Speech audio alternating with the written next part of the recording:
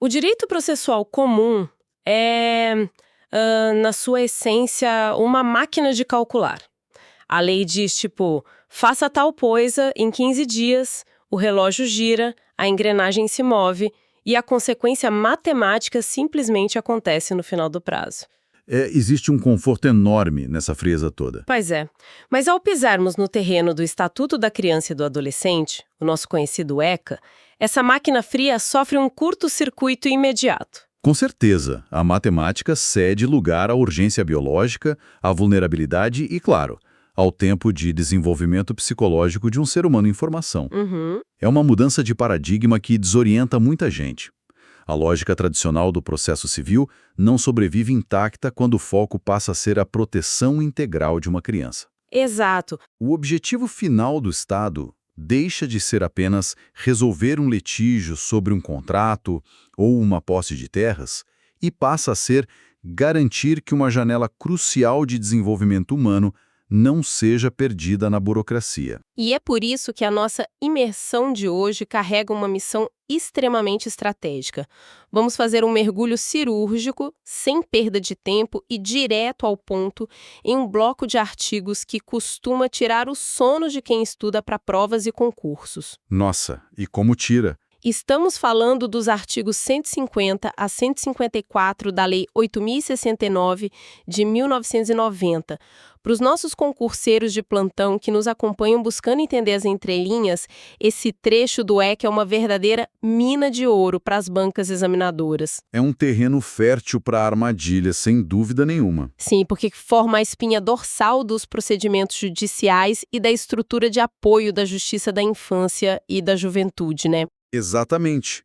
Os examinadores adoram essa seção porque ela é construída sobre exceções à regra geral do direito processual. Uhum. Eles testam justamente aquele candidato que tentou memorizar a lei seca sem entender o mecanismo de funcionamento. Quando se fala de prazos, de quem auxilia o juiz e dos limites do poder dessa autoridade, uma vírgula não compreendida significa uma questão perdida. Ok, vamos destrinchar isso, começando por quem está nos bastidores, ajudando a formar a convicção do juiz.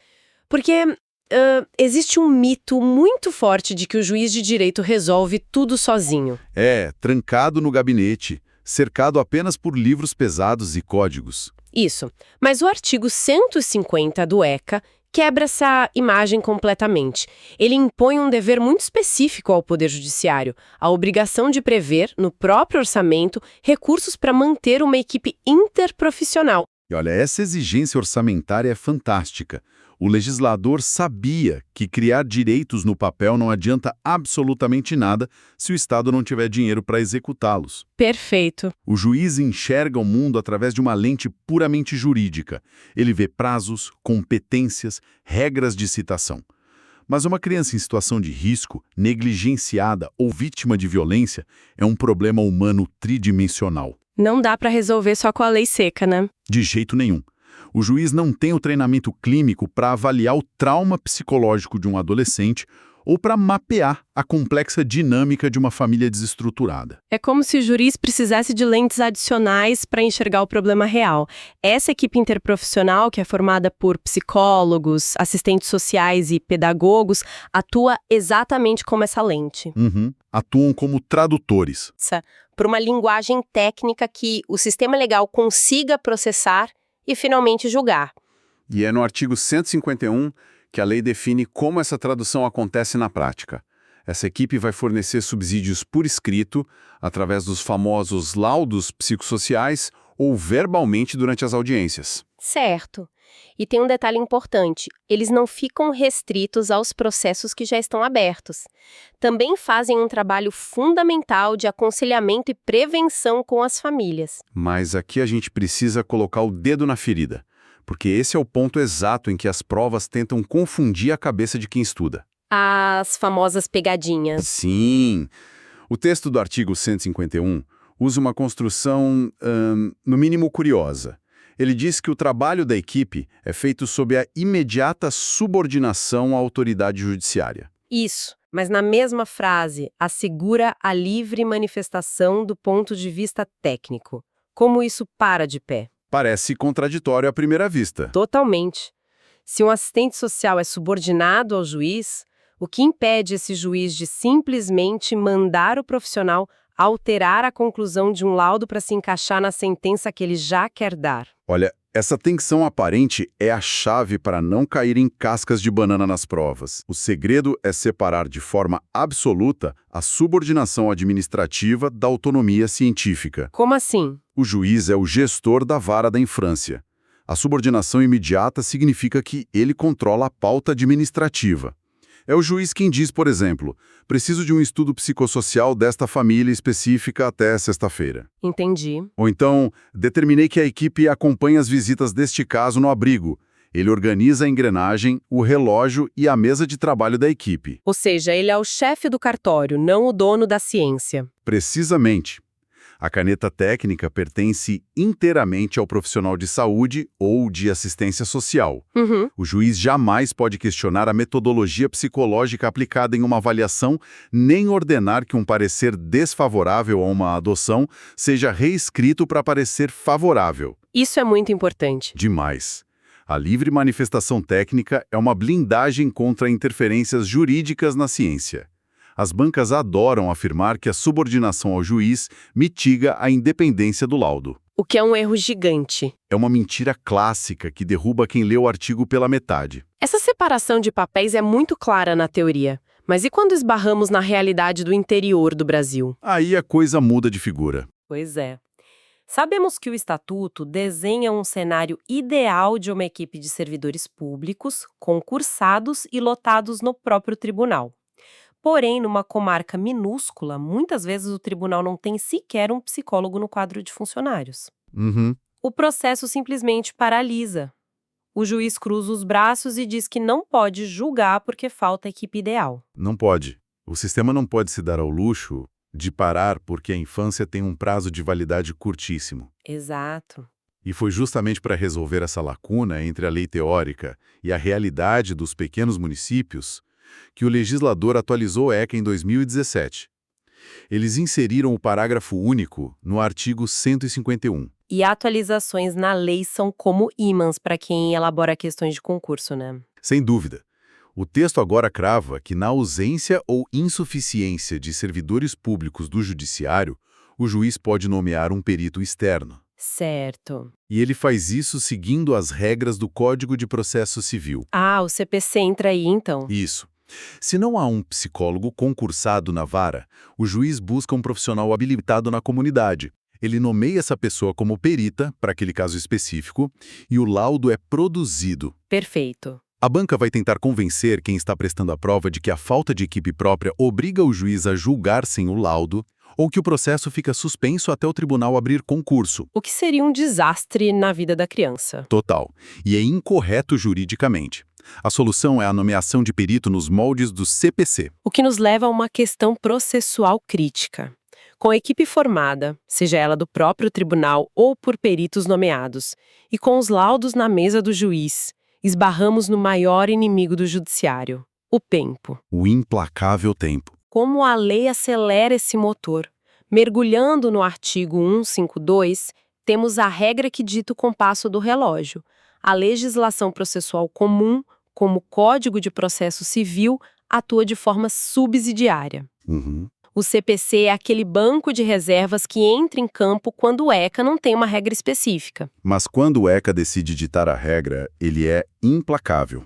E o princípio norteador aqui é a prioridade absoluta. Isso cai em todas as provas. Sim, toda a tramitação dos processos que envolvem crianças e adolescentes passa na frente de qualquer outra disputa judicial. E o detalhe mecânico dessa pressa é que os prazos são contados em dias corridos, exclui o dia do começo e inclui o do vencimento. Exatamente, dias corridos. No processo civil moderno, os prazos costumam ser contados apenas em dias úteis, o que estica o tempo dos processos de forma colossal, pulando fins de semana e feriados. Mas no ECA, o relógio não dorme no sábado e no domingo. Não mesmo. Aqui é onde a coisa fica realmente interessante, porque a lei ataca diretamente um dos maiores privilégios do Estado. A famosa vedação do prazo em dobro. Quem tem qualquer base de processo civil sabe que a Fazenda Pública, o Ministério Público e a Defensoria Pública gozam de um conforto histórico. É verdade. Eles recebem prazos em dobro para se manifestar nos autos.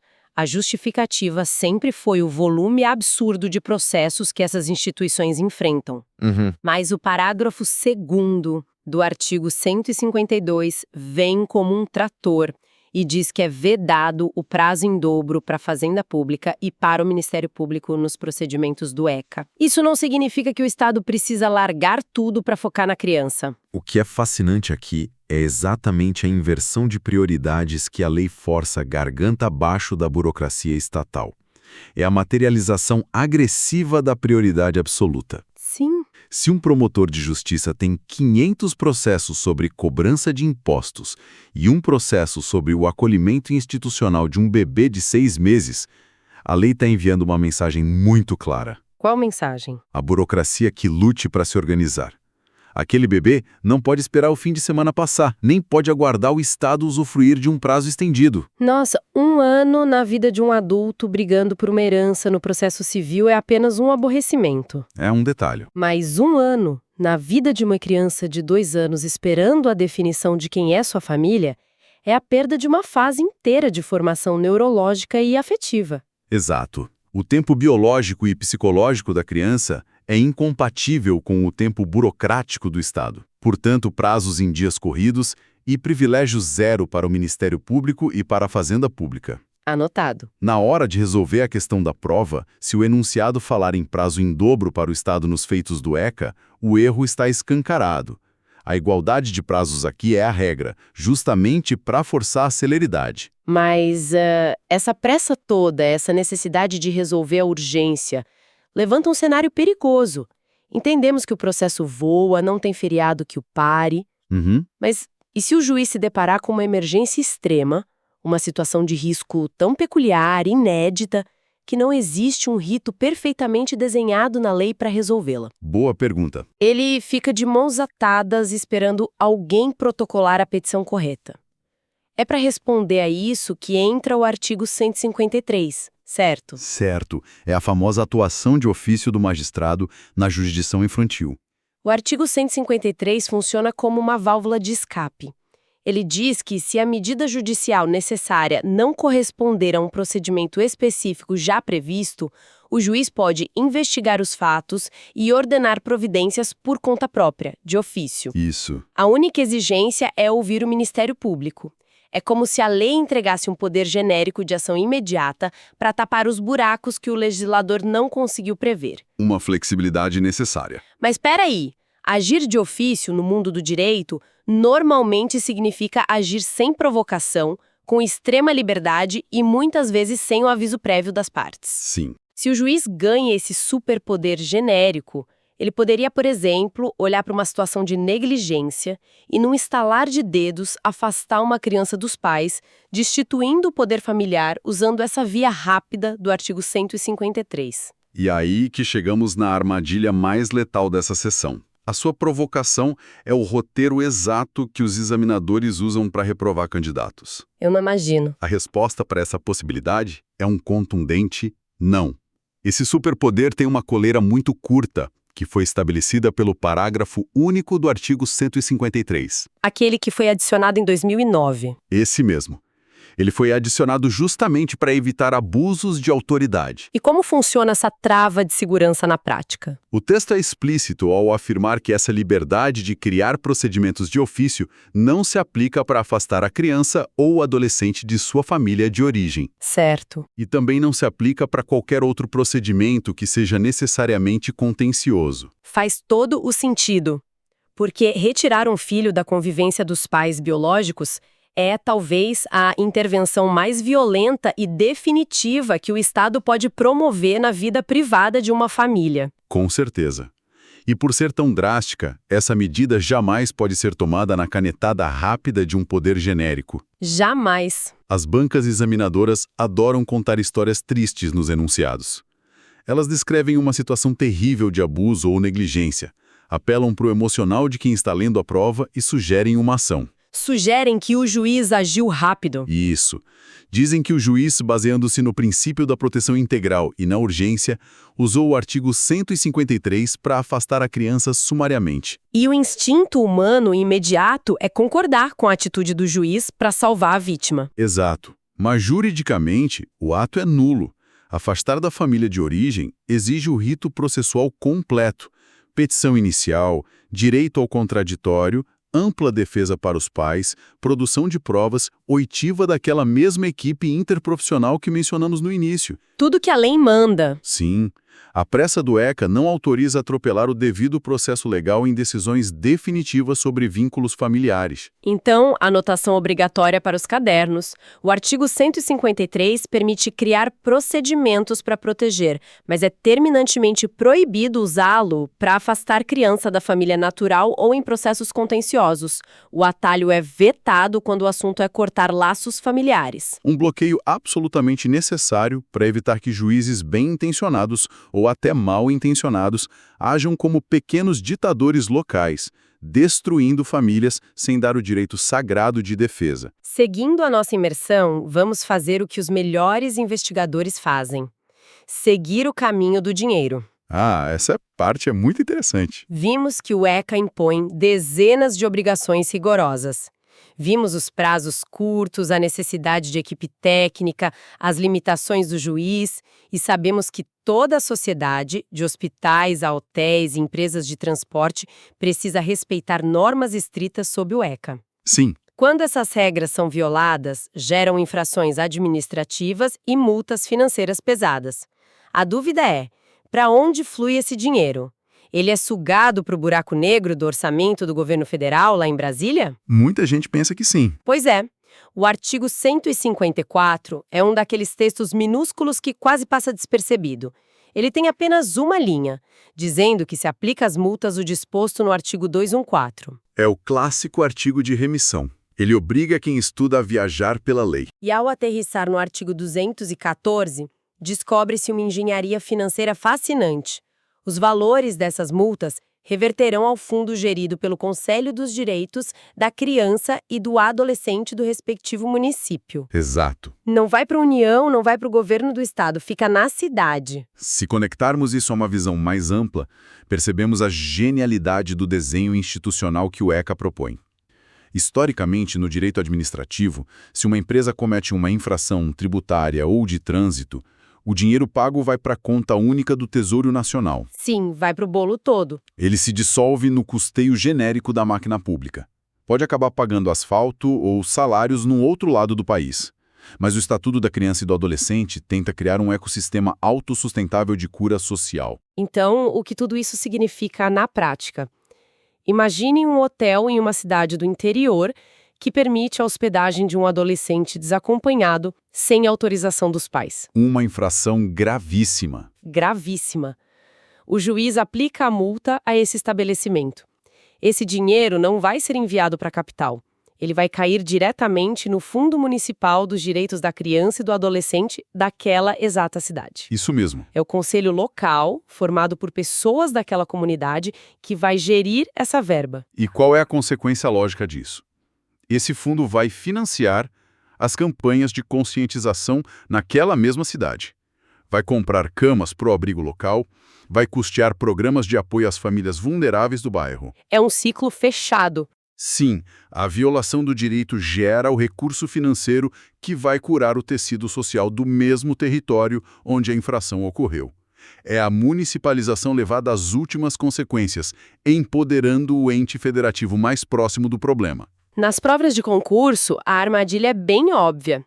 Eles trocam a palavra município por união. Ou sugerem que o dinheiro vai para um fundo penitenciário. Nossa, sim. Ou pior, tentam enganar pelo lado emocional, dizendo que a multa vai diretamente para a conta poupança da criança vitimada. Acontece muito. Mas tudo isso está incorreto. O destino exclusivo é o fundo gerido pelo conselho do respectivo município. O que amarra perfeitamente o princípio da descentralização político-administrativa. O remédio deve ser aplicado exatamente onde a ferida foi aberta e com o dinheiro gerado pela própria penalização de quem causou o dano ao ecossistema de proteção infantil local. Que arquitetura institucional inteligente, né? Bom, para quem está com os cadernos abertos e as marcações de texto prontas, vamos consolidar esse mapeamento tático dos artigos 150 a 154, sem decorar números, mas focando nos mecanismos. Fundamental fazer essa revisão. Primeiro, a figura do juiz solitário não existe aqui. Ele conta com uma equipe interprofissional que ele comanda administrativamente, mas que possui blindagem total em sua autonomia técnica e científica. Exatamente. E se o município for pequeno e o tribunal não tiver equipe própria, a lei resolve a paralisação autorizando a nomeação de um perito externo com base no Código de Processo Civil. O segundo mecanismo essencial é o controle do tempo. O processo civil atua no banco de reservas, mas o ECA impõe prioridade absoluta. Os prazos são ferozes, rodando em dias corridos. E, na quebra de paradigmas mais severa, o Estado perde a majestade. Ministério Público e Fazenda Pública não possuem direito a prazos em dobro. Eles precisam correr no mesmo ritmo biológico da criança. Terceiro, o limite do superpoder judicial. Se houver um vácuo de procedimento, o juiz age de ofício, improvisando as providências necessárias após ouvir o Ministério Público. Mas lembrando da trava. Bem lembrado, essa via rápida tem um paredão de concreto. Jamais pode ser usada como atalho para arrancar uma criança de sua família natural ou resolver questões contenciosas que exigem o devido processo legal rigoroso. E, por fim, o ciclo financeiro descentralizado. As multas aplicadas por infrações às regras do ECA não alimentam os cofres gigantescos de Brasília. Não mesmo. Elas irrigam o fundo municipal gerenciado pelo conselho local. A infração cometida no município financia a proteção da rede daquele próprio município. A engrenagem como um todo faz muito sentido quando analisada dessa forma. Vemos uma lei que blinda a ciência, acelera o tempo contra a burocracia, freia o ímpeto ditatorial de decisões precoces e mantém o dinheiro onde o dano ocorreu. É um roteiro de excelência teórica. Sim. Mas para encerrarmos a nossa análise aprofundada de hoje, é preciso lançar um olhar além da folha de respostas do concurso. Com certeza. A lei impõe, de forma cristalina no papel, essa prioridade absoluta. Ela exige equipes multidisciplinares, demanda orçamentos dedicados do judiciário, conta os prazos em dias corridos ininterruptos e nega a lerdeza tradicional do Estado. No papel é tudo muito bem amarrado. Contudo, como sobrevive essa arquitetura de prioridade absoluta nas comarcas mais empobrecidas e esquecidas do país? É uma grande questão. Aquelas onde a equipe técnica simplesmente não resiste nos quadros do tribunal. Onde a prefeitura mal tem arrecadação para manter a luz acesa na sede do Conselho Tutelar. E a fila de espera não perdoa. Exato.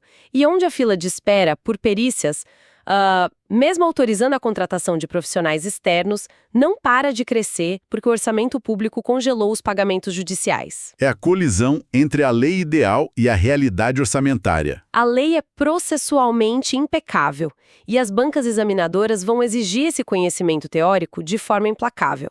Mas até que ponto a dura realidade dos cofres públicos, que muitas vezes enxerga a estrutura da infância como um gasto e não como uma imposição constitucional, dita o limite real da eficácia de tudo isso que acabamos de discutir? Uma reflexão pesada, mas necessária. Fica esse questionamento espinhoso para a reflexão de quem nos acompanha. Afinal, compreender o sistema para passar na prova é o primeiro passo. Questionar como torná-lo real é o verdadeiro desafio de quem vai operar esse direito. Até o nosso próximo mergulho.